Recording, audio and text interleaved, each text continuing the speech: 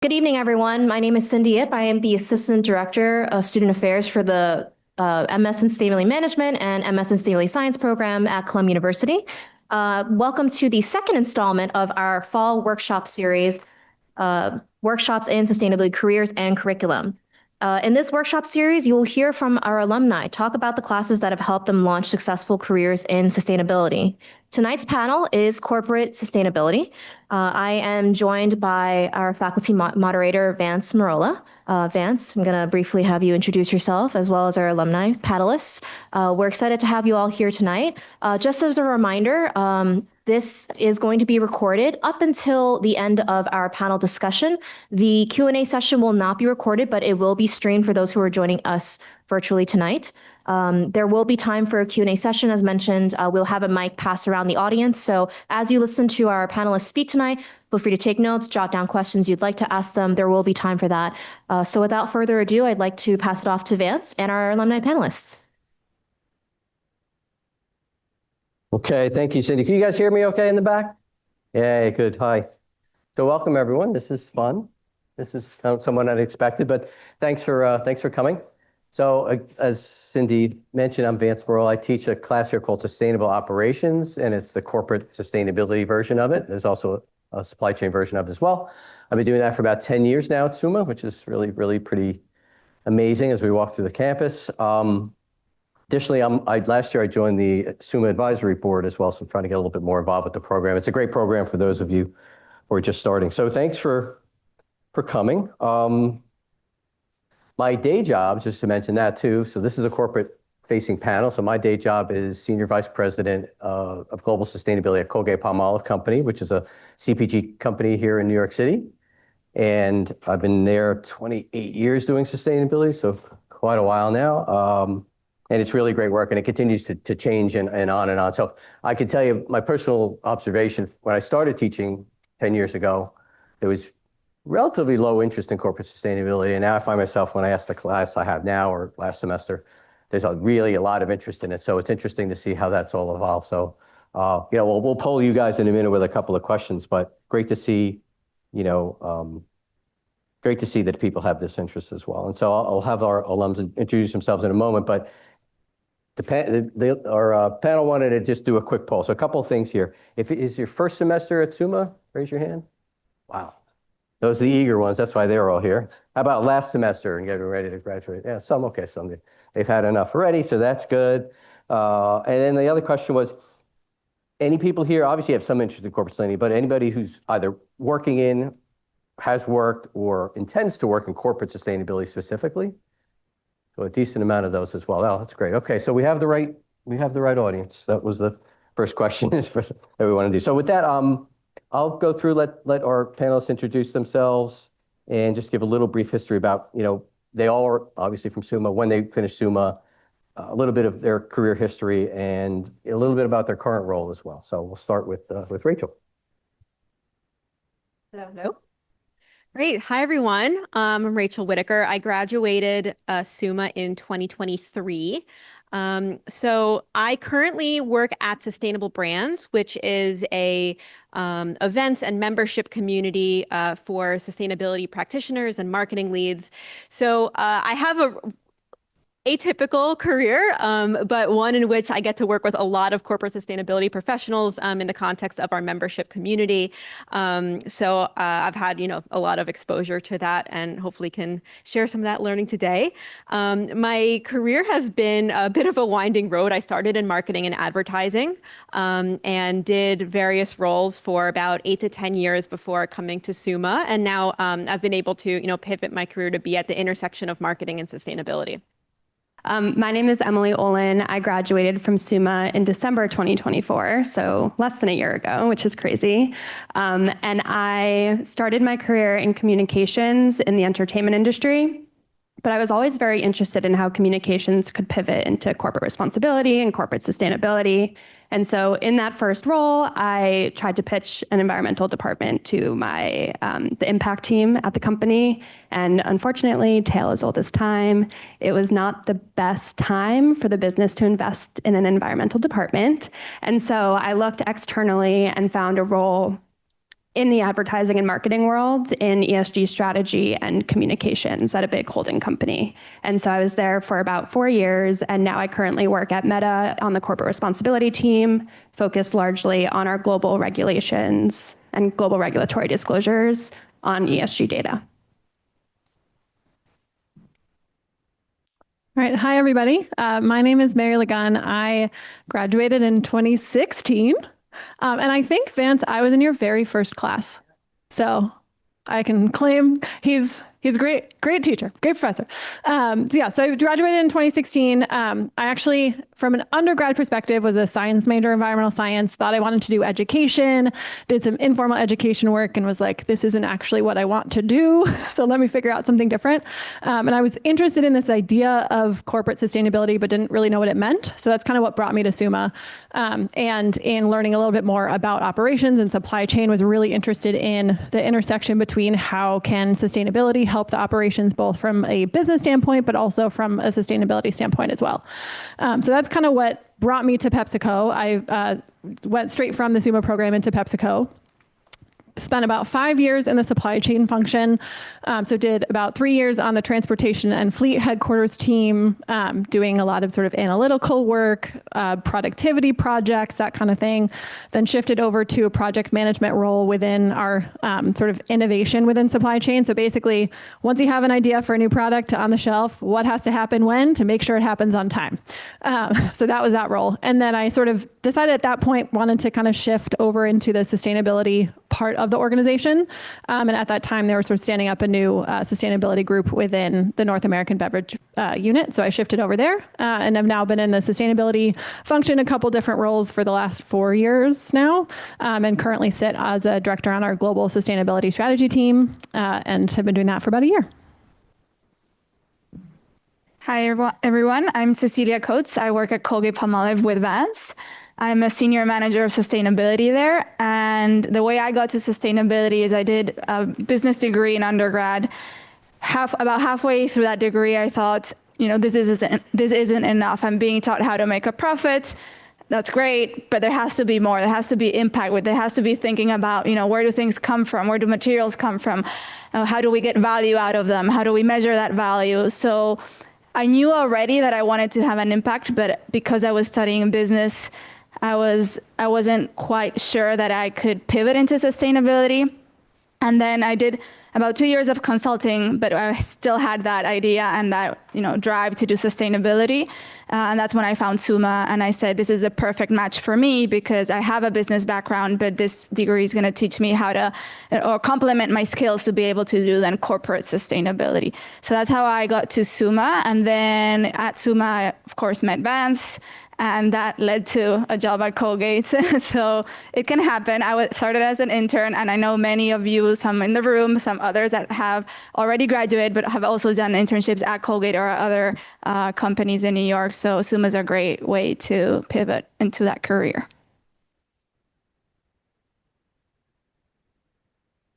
Introductions, thanks everybody. So we'll have Q&A at the end, so you probably already have some questions, but we'll get to that. So we have a few panel questions that I wanted to kind of bounce off our team here. And it's around, first and foremost, around SUMA. So you all graduated from SUMA, some a long time ago, some recently, but just thinking about that time, like, can you speak to, what course or courses that you took that you found most useful kind of in the work you're doing now, the corporate sustainability work you're doing now, and maybe even some courses that you wish you would have taken now that you've been working and, you've kind of been there and said, oh, I should have done that. And we don't have to go in direct order. Well, let's bounce it around. Let's start with Emily this time. We'll kind of rotate around so we don't. Sounds good. Well, I don't know if it's off limits for this panel specifically, but I think it's table stakes that if you're going into corporate sustainability, you should take Vance's class, Sustainable Operations. She's not supposed to say that. I told her not to say. It's a really good course to take to understand the different tentacles and elements of corporate sustainability because there are so many, so highly suggest that. But besides sustainable operations, I loved climate technology and innovation. It was taught by Jason Prince my year. I don't know if he still is teaching it, but I did not have any exposure into the investment VC startup world, and it was definitely a missing puzzle piece for me when I thought about climate solutions and really corporate climate strategy, because in all ways, corporations also need to invest in climate technology and innovation. So for me, that class was definitely turning over a rock and finding gold kind of thing. The class, I looked at the course list beforehand. They shared it with us. The class that was not offered when I was in SUMA that I might come back and audit, honestly, is Navigating Global Sustainability, Corporate Innovation, and Disclosures. I think for better or for worse, there's definitely two sides of the coin right now. If you're in a central corporate sustainability role, chances are regulation will come up, and it is really helpful to understand the frameworks that these regulations are built upon, how they're different, how they interact with each other, how they can be interoperable, and what investors care about for each type of framework. So that is one I would highly, highly recommend taking. Okay. Go next, Mary. Sure. So I think for me, I had to look through the class list. First of all, it has grown significantly since I graduated, which is really exciting. I think for me, sort of coming into the program, I was like, okay, I have the science background. Like, I understand that part. If I want to learn and like round out my skill set, I needed to learn business and finance more so. So I also took the sustainable operations class, and it helped me figure out what operations are. I never thought about where items come from. So sorry, I think we might all talk about your class. Apologies. But for me, it was really helpful to sort of just open that world. That was my aha moment in SUMA. I think we'll all have them at some point. I think for me also personally, I did not know very much about Excel, and I took a statistics class that I think it was like a joint SEPA-SUMA class. For me, statistics were, one, hard to figure out Excel because I didn't know it. I'm sure at this point everyone is great at it. But for me, it was also really powerful to understand, like, how do you look at a data set? How do you understand the numbers and communicate them in a way that makes sense for people, which is something that I'm sure everyone in this panel has had to deal with in some capacity. Also, I think for the capstone project, which I know you'll all do, it was really helpful for me to be kind of the team leader to understand like how to work together in a group setting to work on a project together. Again, where my background did not really have that experience, and Maria was in my capstone, which is amazing. Hopefully I did all right. But it was a really great opportunity because that's like, most work that you do in a corporate setting is not going to be you by yourself doing work and handing it into someone. You're going to work with at least one other person. Sometimes you work with 20 other people. And so having that practice skill of working with a group, influencing others, like that was really helpful for me. I think there were a couple of sort of more core business strategy classes that just weren't offered when I was here that I think are going to be really helpful for anyone who's interested in sort of the strategy side of sustainability within the corporate environment. There's one on like ESG corporate strategy. Like I might audit that one too. And sort of leadership courses and thinking differently. I think there's some really great offerings. So for those of you, most of you who are just starting the program, it's an exciting sort of opportunity to really think about the different skills that you want to get and how do you sort of tailor the classes to that. Like I mentioned, I did business in undergrad. So my biggest insecurity into entering a sustainability career was I'm not an engineer or I'm not a scientist, right? I thought that I had to have the scientific knowledge in order to prove myself that I was good enough to work in this space. So the first class I recommend that to me really gave me the confidence was the climate earth climate systems. I can't remember the exact name, but it was taught by Professor Cook, I believe, if he's still around. It was really great because it made me feel confident that I'm good at science, even though I don't have a science degree. I can explain scientific concepts. I understand climate change, and I can explain it to other people. So that to me was a very foundational. I took it in my first semester. It really, really helped me. The other one, today it's called LCA. Back in the day, it was industrial ecology, and it was taught only at the engineering school. And again, with that huge insecurity, I was like, am I really going to cross-register for a class in the engineering school? I felt very insecure, but I did it anyway because I thought like, I really need to learn this if I want to have the right skills for this career. So I took it. I think I took it. Maybe 5 or 6 other people from SUMA also took that class in the engineering school. I think we all loved it so much that eventually it became an official class for SUMA after a few years. But at the time, it felt, it was scary. It's still scary, I think. It has a lot of homeworks. They're really hard. I'm sure you've heard about it. But it's such a good class to just change the way you think and probably, things that you were thinking of, like, how do you measure the carbon footprint of a product? You probably thought about that already, but you've never done it. And if you've never done it, this is a great class to just get your hands dirty and do it. And then that's a great skill and a marketable skill in the job market. A few more. One is called Decision Models for Management, if that one's still on. It's not really so sustainability related, but it teaches you how to use data to tell stories and make decisions. And I think that's a really, really key skill in any sustainability job. So when I started working in sustainability, I actually directly used the skills I learned in that class to build some simple models and recommend decisions in my job. So I really like that one. It's not for everybody because it is very quantitative. I think some people love it, some people hate it. It's that kind of class. But if you like numbers, if you like working with Excel, I think it's really good. And finally, Emily mentioned reporting, right? And I think, I don't know if it's the same class or now there's more offerings, but in my time it's called corporate reporting, or it was Celine's class. I think if you're new to the world of sustainability and you need to prove that you know what CDP is, what CSRD is, what ISSB is, that's a good class to get the foundations. Obviously, those standards have evolved over time.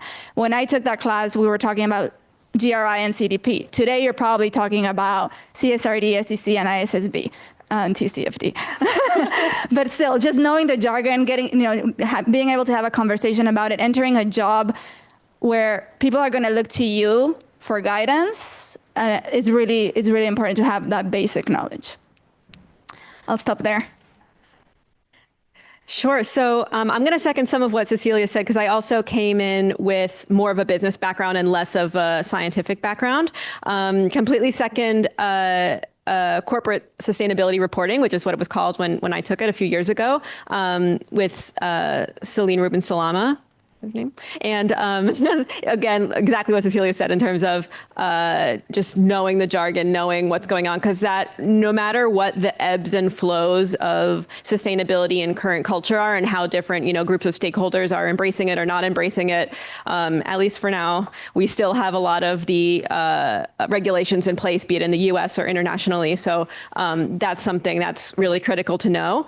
The other thing is I took, as my science background, it was a class called Sustainability Science, I think for managers is what it was called, with Jenna Lawrence. That was really critical for me because I didn't take environmental science in undergrad. So that really opened my eyes. It felt like science for dummies a little bit, but it was really great, and it was a fundamental to a lot of the other coursework that I ended up taking at SUMA. Like I took regenerative ag a little bit later on, and I was like, I wouldn't have understood any of this if I didn't have that sustainability science background. In terms of classes that I would want to take that are currently on the list, seconding corporate strategy for ESG, and then I saw one called Critical ESG Navigating Opposition and Building Resilience. One thing that I hear from the corporate folks that I work with currently is that's the biggest thing, is there's all sorts of pushback in terms of getting projects sold in, getting finances allocated. It really does require making your case, be it in terms of ROI or other ways that the company is going to benefit in it. And so those classes seem like that would really help start that conversation and arm you with what you need to have them. Ideas here. So I guess flipping it around a little bit. So these are courses we say like what helped you with your career in the work you do.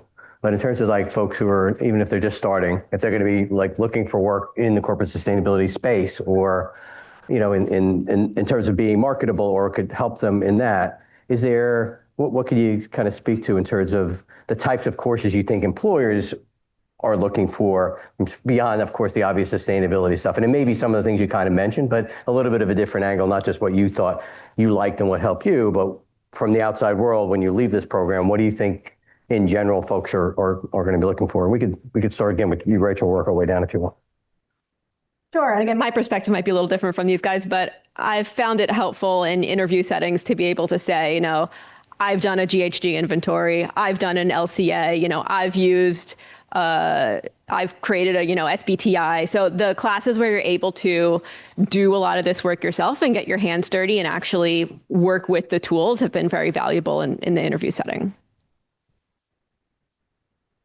I hate to say it depends, but I think it depends on like the type of corporate sustainability job you're looking to move into, which I'm sure we'll cover a little more in detail later on. But I do think like familiarity with setting science-based targets and just understanding how to build a GHG emissions inventory or read an emissions inventory or summarize an emissions inventory, which I think are actually taught in the same class, which none of us mentioned, but it's GHG emissions and accounting or something. Yeah, that's a really useful course. I would honestly look on LinkedIn. Like, I think LinkedIn's the best tool ever, like, invented. I should not say that on recording, but LinkedIn is the best. And I would just look and follow everyone that you can that talks about sustainability jobs. Actually, there's a director of sustainability at Google. I don't remember his name. I think it's Alex. Adam Eltman, yeah. Yeah, he posts amazing job postings with sustainability jobs always. And the great thing is that postings list out all the skills that they're looking for in employees. And so I would go through and just look at the postings that look interesting to you, parse out the skills that you think fit your own skill set, because everyone is going to look into a different skill set to move into professionally. And then look at the SUMA courses and see what's offered that can help you fulfill those skill sets, even if you don't have the work experience when you're applying. You can talk about the class projects or the readings or some more hands-on experience through SUMA. I'm pretty sure she read off of my notes for that question. No, like, in all sincerity, I think you've heard we all came at it from different angles. We started with certain background, we came to the program to get different experience, and now we have a job. And I think for all of you, you're all coming from somewhere different, thinking about the skills that you have, how can you solidify those, but then also the skills that you don't have but need. And that's where you should be looking for your courses. I think we've all kind of talked about that and you articulated it brilliantly. But I think for me, as I said, I was a science major. So like, yes, I took some climate classes, but that was sort of in my brain. I learned some new things. Great. I didn't know much about business. I didn't know much about operations. I didn't really know much about strategy. And like, I think sitting in a corporate strategy function, like, having an opportunity to build a strategy in some way in a class, build a strategic framework. Communication is huge in whether you work in communications or you're working in sustainability, communicating to people internally, externally, who work for you, who work above you. So practicing that skill in different ways within the different courses is going to be really helpful. And yeah, and for me, like, analytical skills, one course I forgot to mention was cost benefit analysis, which was really helpful for me with Professor Bose, who I'm assuming is still here because he's great. But it was a really great way to like think differently, use data to think about trade-off decisions, because they're not always one right answer in any problem that you're trying to solve. So that was also a really good skill for me. Now thinking from a strategy perspective, I use that type of thinking a lot. Repetitive. So yeah, it all depends on what skills you have and which ones you want to develop, of course, right? So you already heard all of that. But I think it's also have a good story. So like and then fill in the pieces of that story. So a classic is, I worked in finance for 10 years and now I want to save the world, right? Like, that may be a cliche, but if that's your story, then okay, you already have all the finance background, right? Don't take more classes in business. Take the environmental ones or take the GHG ones. Or another one could be, I am a scientist and I want the business. So I just have the story, because also that's the story you're going to have to tell in your interviews, and it has to have some coherence and, connect the dots somehow. Even if it all happened by accident, you still have to kind of sound like you planned it all, right? Like, so it's really about connecting the dots in your story and then filling in the gaps with the classes and the skills that you need. And then I think when I did SUMA, I wasn't sure. I knew I wanted to do corporate sustainability, but I didn't have a specific area. Like, it's not that I was, I really wanted to fix plastics and circularity, or I really wanted to fix water. I wanted to do it all. So my classes were very general. I tried to be very across the board. I didn't actually take any water classes at SUMA because I didn't know I was interested in water, and I didn't really want to pigeonhole myself into that. But then at the job, I got given water projects and I became a water expert on the job. And that's also a possibility. So I guess what I'm saying is you don't have to know now and you don't have to concentrate now, because you can develop knowledge later. But if you do know now, obviously then that's part of your story. If you want your story to be about circularity or fashion, or then do those classes that are going to tell the right story for you. Told a story to get the job. I didn't realize I was being sold. I never heard that story before. Thanks for sharing that. No, anyway, I think these are all really good points. I get a lot of students asking, what should I do? What should I take in that time? And it's a hard question to answer. I do think we could do, like we said, we're talking about at SUMA, like a little stuff like this, where we could be a little more focused on corporate, or maybe have an unofficial track or some recommendations. But this program's gotten so big. I have more students say, there's so many great things to pick from. What should I do? It is a little personal, but it is a big mix. Some of the things we don't pick up enough on, which I'm sure we all do in our jobs, is the communication. It's I don't call it storytelling, but you could be the greatest at whatever the technical area is, right? If you don't know how to sell it or communicate it or show the value and learn how to work with people to influence them, then all that work may not really ever come to fruition. And so science is hugely important, but I think in corporate sustainability equally, you have to be able to understand what drives the business, push on those points, be a business partner, not someone on the outside who's an extra cost or more to do. And those are the skills I think we've all probably learned really well. I don't know how you do that in a course necessarily, but I think there's a lot of professors that you have that are practitioners, and hopefully you can pull some of that out of them overall. So good discussion. I guess I'm really interested in this, and in my course I talk about this too, especially this year. I think there's been a lot of changes going on in the world, always changes going on in the world, but I think sustainability is in my view, is hitting a kind of another level or another plateau or another, whatever you want to call it, a level of maturity or a different phase, I'd say.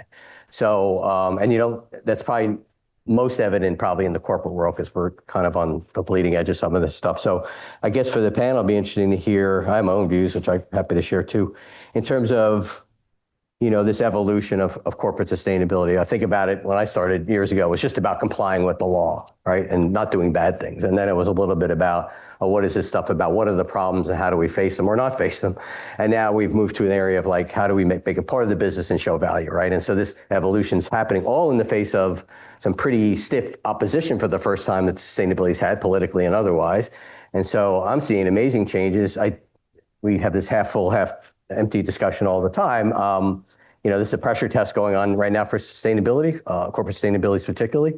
A lot of companies back away, and some are leaning in, or some are keep doing what they're doing. So I'm not judging any of those, but I think we're at a time now, if you're going to get into corporate sustainability, you need to understand those dynamics. So I guess from the panelist perspective, anything you can say about, what are those internal changes you're seeing, the maturity, the value drivers, how are stakeholder expectations changing, and then what skills, or not really courses, some skills or knowledge you think you need are essential for people like this, who are going to have to face out in the world to bring that to life. It's not an easy question because we don't know, right? We're right in the middle of it right now. So we could start on the other end this time. Cecilia, you want to go first?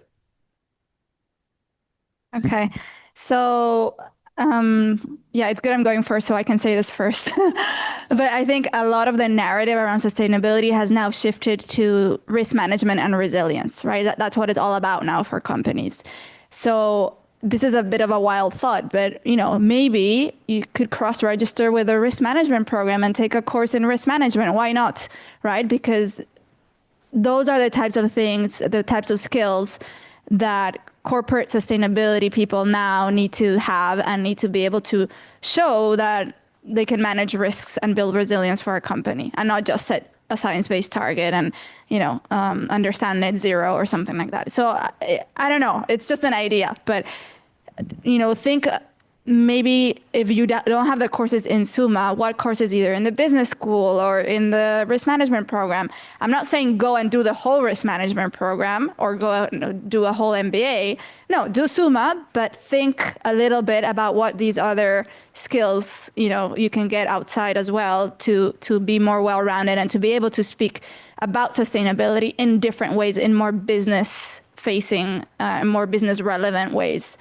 What else did I have here? I also think, so companies are going to be more focused on sustainability now. So maybe before they were looking for a generalist that can do it all, but nowadays they're going to focus on maybe they really need an engineer who's going to tell them how to decarbonize their scope 1 and 2, right? Like maybe that is a focus now. And so if you are that person, you're in a very good position, rather than somebody that can talk to the strategy or to communications and talk superficially about everything, but not necessarily meet the targets, right? I think a lot of companies are now worried about meeting targets and communicating the business value. So I think whatever you can do to, fit in with those needs could be really good. So I've been at Pepsi for 9 years, which is kind of wild to me. I think in thinking of that time, when I first joined, we had a set of sustainability targets. They were a set of corporate targets, and we were making progress against them, but it was very much this siloed team that sits in corporate that doesn't really have the push to make things happen as fast as we wanted to. So when we launched our what we call our PepsiCo Positive strategy, it was all about how do you embed sustainability into the business strategy. So it's not this separate little team that's trying to do a lot. It's how do you make it so you're embedded into business processes that are already happening so that it's just part of the conversation. And so I've been able to watch that happen, and I think it'll continue to evolve to be how do we embed it more and more and more. It's not just this small corporate team. We now have sustainability teams that sit in each of our major regions, but we also have like many, many functions with people that touch sustainability in their work, but don't necessarily have that title. So if we think about procurement to secure our raw materials, a lot of them are securing like recycled content for our bottles in our beverages. We've got a team that procures all of the ingredients that we put into our snacks. And so they might not, like you'll look at a job description and it'll be, procurement. I don't want to do that. I want to be in sustainability. Actually, they're procuring sustainable potatoes, sustainably grown potatoes. And like, how do we work with our farmers? So I think that evolution has been really big as well. Seeing just the number of people that actually touch it has been really impressive. And so in terms of the skills, knowledge and skills, I think critical thinking and strategic thinking and problem solving are going to be helpful to you no matter where you sit. Again, I think for a lot of companies that have been on this journey for a while, they've done the low-hanging fruit. They've done all the easy productivity plays that save a bunch of money, and it's an easy check. I think we're now seeing for the more mature companies, it's trying to find those additional levers and how do we really drive system change to make the bigger impact and really hit the goals that we want to see for the long term. So being able to think differently is going to be really helpful to you. Influencing is incredibly important because if you're sitting in a sustainability function, you might not have ownership over the actual work that gets done. So you have to influence other people to do the work that you want them to do, but you have no actual power over. So thinking about if there are classes on influencing, if there are opportunities to sort of flex that muscle, it's going to be really important, sort of building relationships. How do you influence others and bring them along to drive the progress there? And I think if you're looking in corporate sustainability, understanding the business is going to be really important. So if you're like Cecilia, you already had a business major, check, you're good, learn other stuff at SUMA. For me, I did not have that. And coming into the business, I worked in supply chain, like not at all sustainability. They were like, hey, Mary, you did sustainability. Can you just like look at how do we reduce our emissions for our transport? And I was like, great, I'll do that. But a lot of my work was like, how much product do we have on our trucks every week? How many miles are we driving? Yes, it's connected to sustainability, but it wasn't a direct job. But I think all of that work that I did in supply chain, now bringing it to the sustainability strategy, I understand what strategies work and how, and what can be done, what can't be done, what are the barriers. And so having that sort of general understanding of the business itself will then help you in sort of making the change that you want to see at wherever you are.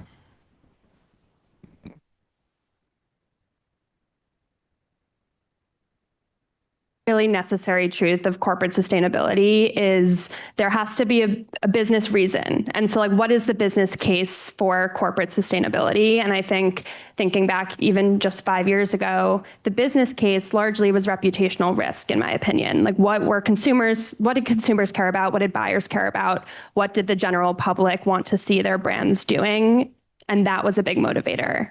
which building on that kind of turned to investors, and it was EcoVadis and MSCI and ISS and all of those things. And then building on that, I think what we're seeing now is a lot of regulatory risk and regulatory pressure. And so when I think back to what Cecilia said about businesses caring a lot about climate risk and climate risk mitigation and resilience right now, I do think a big part of that is coming from ISSB and the California regulations that are requiring businesses to disclose on climate risk and climate risk resilience. And so I think kind of drilling down to what is the business case for these things that companies are disclosing, and then companies are then building programs around and closing their gaps around so they can effectively disclose, is a really important thing to look into when you're thinking about shifts and changes in the sustainability space. This is, I don't want to call it a soft skill, but like it's not that tangible. But I think like curiosity is really, really important in corporate sustainability and resilience, to overuse resilience, because there are a lot of changes in corporate sustainability, and the business case for corporate sustainability is kind of a pendulum, and it changes with politics, and it changes with global politics. It's not just in the United States. Like a lot of us, we work at global companies, and so the impact of our companies is felt around the world, and therefore the regulations and the stakeholders that we are obliged to deliver to are around the world. And so just staying curious about what's happening around the world, how it's affecting corporate sustainability, and your role within it, because it will continue to shape shift as corporate sustainability continues to as well, I think is an important skill to hone.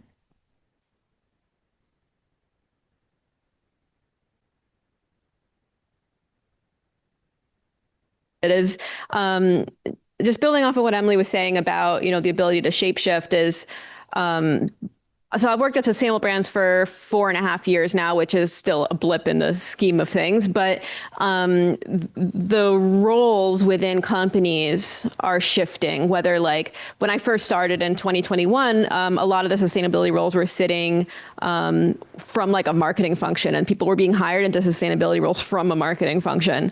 Of course, they can come in, and we've seen sustainability roles sitting in all sorts of different departments, but I've also even seen, and some of the folks that I know at big CPGs, especially with the current economic situation, if there's reducing headcount, some of the sustainability work is getting outsourced.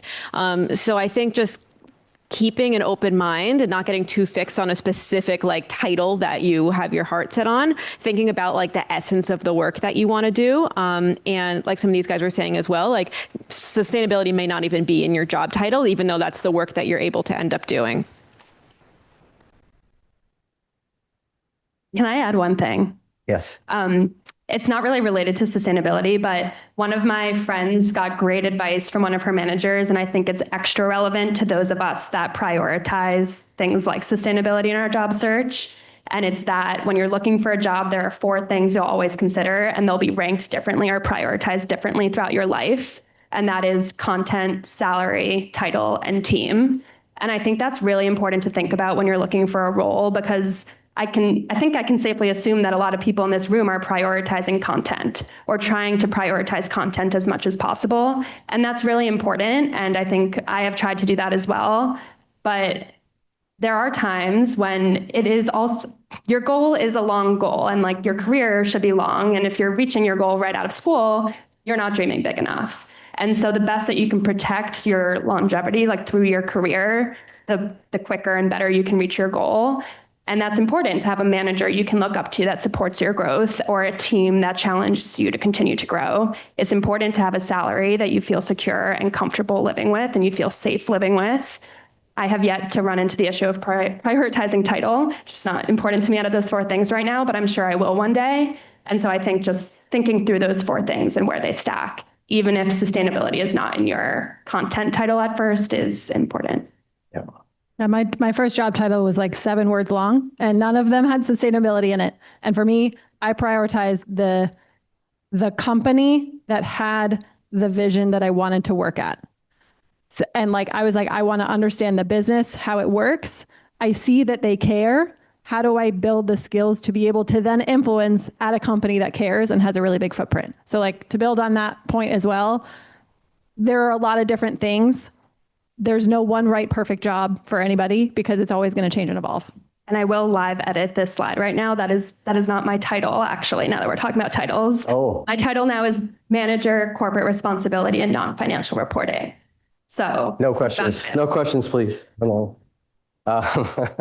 Yeah, very. And a little bit. Yeah, go ahead, please. I know you can leave it alone. Go I ahead. think this conversation you just started is really important. And I'll say that in my current role, I have the dream team, the dream title, the dream company, but I'm actually considering, or I guess it's a fact now, that I'm going to go to a different team. But why am I doing that? I do think it's because of the long term. I know if the company has the right vision, I also want to try out what sustainability is like in other teams, or what working in other teams is like, to be able to then be more better, well-rounded sustainability person. So I do think the long term is also important. Maybe the perfect title is not available today, and that's okay. Or maybe it is available today, but then once you have it, you still want to try all the other titles or some other teams. So everything is allowed, I guess. We talk about this a lot. So Cecilia's leaving my team. That's her way of saying, but she's going into a network operations job, which is great. Really great experience. And we don't do sustainability for our team, right? We're doing it for all these functions that are different levels of maturity and understanding. And we kind of have people like termites kind of go out and get into these groups and start to, educate and help and connect the dots on what the business value is. And so your corporate jobs today are different than they were certainly 5 years or 10 years ago. And I imagine in 5 years, it's going to be even different. We're trying to envision, and maybe you guys will be living it, like what is corporate sustainability going to look like in 5 years from now? I think generically you could say, I think Mary mentioned it, smaller corporate groups, right? But more focused on strategy, leadership, data, integration, and that type of thing. But really, we could work ourselves out of a job if we did it perfectly, right? We would have sustainability in every function in the business. They wouldn't need us. They would just do it because it's good business. I mean, that's where we're trying to head, right? And we try to make those business cases. I think there'll always be need for people like us, hopefully, at least a few years more anyway. But yeah, I think there's jobs for you, but it will change. And so you have to kind of keep your eyes open for that. And, and be open to change and trying different stuff. Coming into a procurement team is a great sustainability experience, even if you have no idea what that is or don't want to be a procurement person, or working in a packaging team or working in an engineering team. I mean, these things are invaluable early in your career because it's harder to do later on, right? So if you build those skills and those networks, and then you're doing strategy, it's generally more effective than if you just went into a corporate team. And last thing I'll say is corporate teams, harder to get directly hired into these days because the level of experience and skills and knowledge, I guess, is higher than it ever has been, but you can work your way into those roles. So we'll do one more quick round down the line here. Corporate sustainability in 5 years. Optimistic, pessimistic, and why, real quick. I'll start with you. I didn't write that one down. I can actually think of questions on the fly. Just off top here, pessimistic, optimistic, where's it going? I am optimistic if we are thinking at least in a 5-year span. I think the next few months are still going to be difficult, but I still think, climate change is climate change, and severe weather is severe weather, and we can't ignore that for all that long, no matter what the cultural zeitgeist is saying. And the risk element is going to be really big for a lot of these big corporates. And they're going to have to figure it out. And even if it doesn't become a marketing thing where they talk about it, even if consumers move on and decide that's not their priority, you still have to manage the risk aspect. So I do think that, these roles will be here and it's going to be critical. Okay. Emily, optimistic, pessimistic? Optimistic. And I think it will more be how it shapeshifts, but optimistic generally. Okay. Mary, come on. Yeah, optimistic as well. I think it's like to many of our points earlier, it's more about shifting into sort of resilience building for the longer term and making it so sustainability isn't separate from that. It's enabling that. So optimistic. Yeah. I'll just say pessimistic to say something different. Oh, I'm not. This is what she does to me all the time. I think it's going to be very different. I think it's pessimistic because I think corporate sustainability teams are going to be smaller. I really do think that. But that's not a bad thing, right? That means that there's more sustainability people integrated into other parts of the organization and other functions. So why is that pessimistic? Pessimistic because it's less corporate jobs. Oh, less jobs for you. Okay. That's pessimistic. Still optimistic, and I think we're moving in the right direction. And me too. I'm very optimistic about where it's going. I mean, I make the joke that for years and years, we were sustainability people off in the corner waving our arms. Somebody noticed us at the business, right? Notice here, we're over here, we're over here. We're now been brought into the business. People understand what we do better. They understand it's about risk and value and all these other things, reputation and shareholders and many other things, right? And now we're being treated like business people. We don't get everything we want when we want it. Well, that's part of that success, actually. And I'm optimistic that if we can't make these value cases, we shouldn't be asking for this stuff. We need to act like business people if we want to be treated like part of the business. And we're seeing it come to life now. So it's very hard, actually, the work now. But I think it's actually where it's going the right direction. So a lot of reasons to be pessimistic in the world, but overall, I think businesses will continue to do it if they see value. And for the most part, businesses stuck with it. Not all of it, but in general. So I'm pretty optimistic about that.